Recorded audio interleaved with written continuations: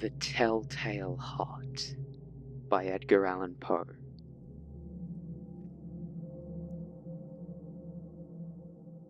True, nervous. Very, very dreadfully nervous I had been and am. But why will you say that I'm mad? The disease had sharpened my senses, not destroyed, not dulled them. Above all was a sense of hearing acute.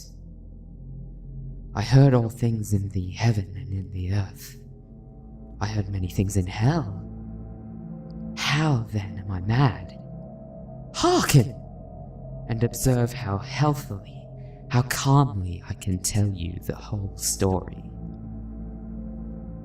It is impossible to say how first the idea entered my brain, but once conceived, it haunted me day and night. Object there was none, passion there was none. I loved the old man.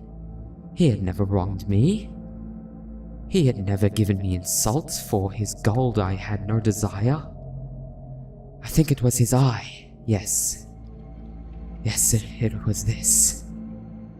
He had the eye of a vulture, a pale blue eye, with a film over it. Whenever it fell upon me, my blood ran cold.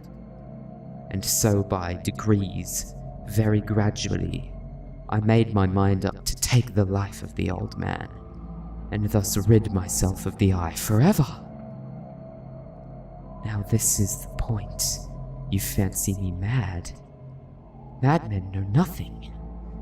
But you should have seen me. You should have seen how wisely I proceeded.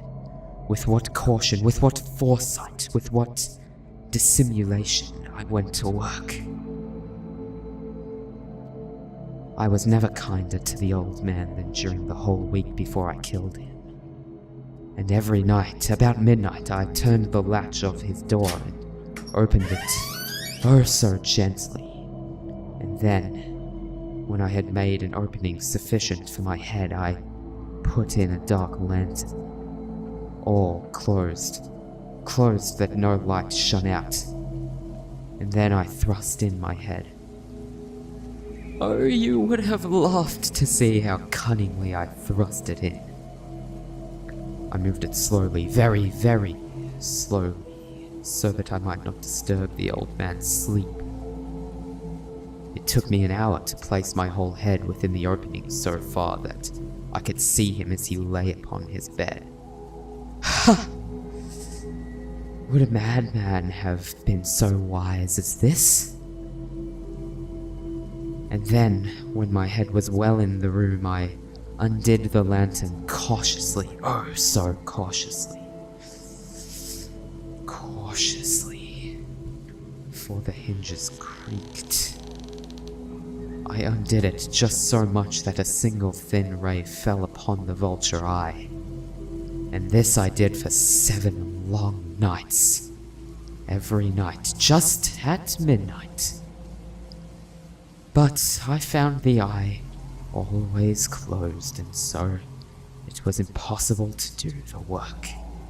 For it was not the old man who vexed me, but his evil eye. And every morning when the day broke, I went boldly into the chamber and spoke courageously to him, calling him by name in a hearty tone, and inquiring how he has passed the night. So you see, he would have been very profound indeed to suspect that every night, just at 12, I looked in upon him while he slept. Upon the 8th night, I was more than usually cautious in opening the door. A watch's minute hand moves more quickly than did mine. Never before that night had I felt the extent of my own powers, of my sagacity. I could scarcely contain my feelings of triumph. To think that there I was, opening the door little by little, and he not even to dream of my secret deeds or thoughts. I fairly chuckled at the idea, and perhaps he heard me, for he moved on the bed suddenly as if startled.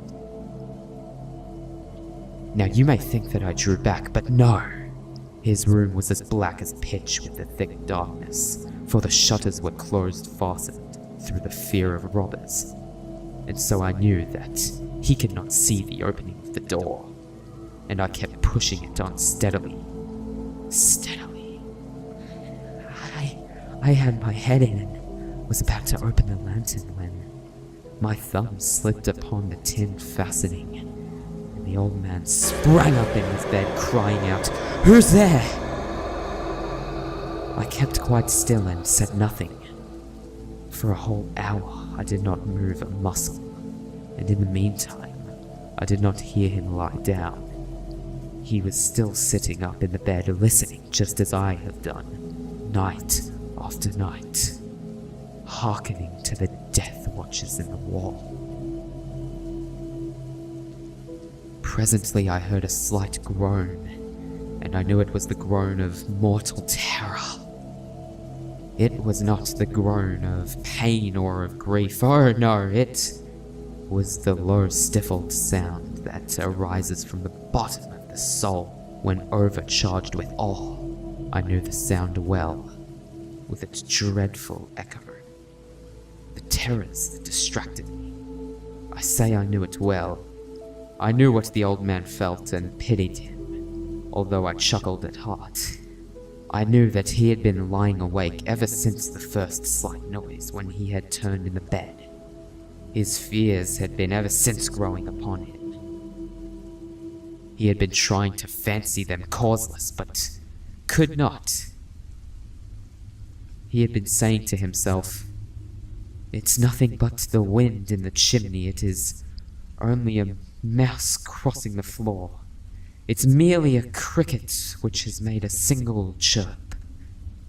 Yes, he had been trying to comfort himself with these suppositions, but he had found all in vain, because death, in approaching him, had stalked with his black shadow before him and enveloped the victim.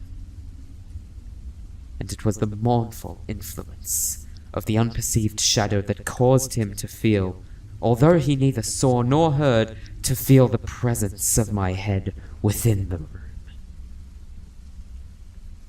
When I had waited a long time, very patiently without hearing him lie down, I resolved to open a very, very little crevice in the lantern. So I opened it. You cannot imagine how stealthily,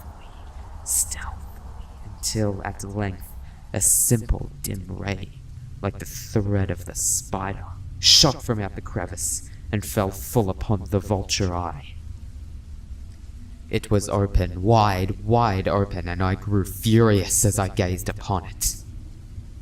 I saw it with perfect distinctness, all a dull blue with a hideous veil over it that chilled the very marrow in my bones. But I could see nothing else of the old man's face or person, for I had directed the ray, as if by instinct, precisely upon the damned spot. And have I not told you that what you mistake for madness is but over-acuteness of the sense? Now, I say, there came to my ears a low, dull, quick sound, such as a watch makes when enveloped in cotton. I knew that sound well, too. It was the beating of the old man's heart. It increased my fury, as the beating of a drum stimulates a soldier into courage. But even yet I refrained and kept still. I scarcely breathed. I held the lantern motionless. I tried how steadily I could maintain the ray upon the eve. Meantime, the hellish tattoo of the heart increased. It grew quicker and quicker, and louder every instant. The old man's terror must have been extreme. It grew louder, I say, louder every moment. Do you mark me well? I have told you that I am nervous. So I am. And now at the dead hour of the night, amid the dreadful silence of that old house, so strange a noise as this excited me to uncontrollable terror. Yet for some minutes longer I refrained and stood still. But the beating grew louder, louder. I thought the heart must burst. And now a new anxiety seized me. The sound would be heard by a neighbor. The old man's hour had come. With a loud yell, I threw open the lantern and leaped into the room. He shrieked once only. In an instant I dragged him to the floor and pulled the heavy bed over him. I then smiled to find the deed so far done, but for many minutes the heart beat on with a muffled sound. This, however, did not vex me. It would not be heard through the wall. At length it ceased. The old man was dead. I removed the bed and examined the corpse. Yes, he was stone dead. I placed my hand upon the heart and held it there many minutes. There was no pulsation. He was stone dead. His eye would trouble me no more. If you still think me mad, you will think so no longer when I describe the wise precautions I took for the concealment of the body. The night waned and I worked hastily but in silence. First of all, I dismembered the corpse. I cut off the head, and the arms, and the legs. I then took up 3 planks from the flooring of the chamber, and deposited all between the scantlings. I then replaced the boards so cleverly, so cunningly, that no human eye, not even his, could have detected anything wrong. There was nothing to wash out, no stain of any kind, no blood spot whatsoever. I had been too wary for that. A tub had caught all. Ha! Ha! When I had made an end of these labors, it was 4 o'clock, still dark as midnight. As the bell sounded the hour, there came a knocking at the street door. I went down to open it with a light heart. For what had I now to fear? There entered 3 men who introduced themselves with perfect suavity as officers of the police. A shriek had been heard by a neighbor during the night. Suspicion of foul play had been aroused. Information had been lodged at the police office, and they, the officers, had been deployed to search the premises. I smiled, for what had I to fear? I bade the gentleman welcome. The shriek, I said, was my own in a dream. The old man I mentioned was absent in the country. I took my visitors all over the house. I bade them search. Search well. I led them at length to his chamber. I showed them his treasures, secure, undisturbed.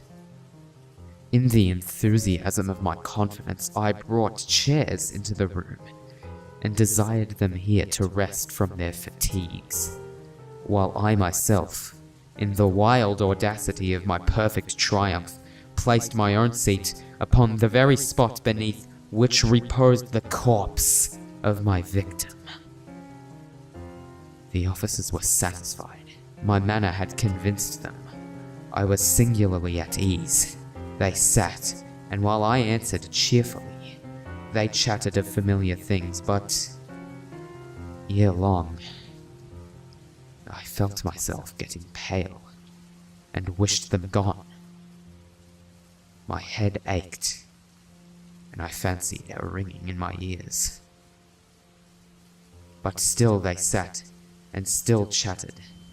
The ringing became more distinct. It continued and became more distinct. I talked more freely to get rid of the feeling, but it continued and gained definiteness. Until at length, I found that the noise was not within my ears. No doubt I now grew very pale, but I had talked more fluently, and with a heightened voice, yet the sound increased, and what would I do? It was a low, dull, quick sound, much such a sound as a watch makes when enveloped in cotton. I gasped for breath, and yet the officers heard it not. I talked more quickly, more vehemently, but the noise steadily increased. I arose and argued about trifles in a high key and with violent gesticulations, but the noise steadily increased. Why would they not be gone? I paced the floor to and fro with heavy strides, as if excited to fury by the observations of the men, but the noise steadily increased. Oh God, what could I do? I foamed, I raved, I swore.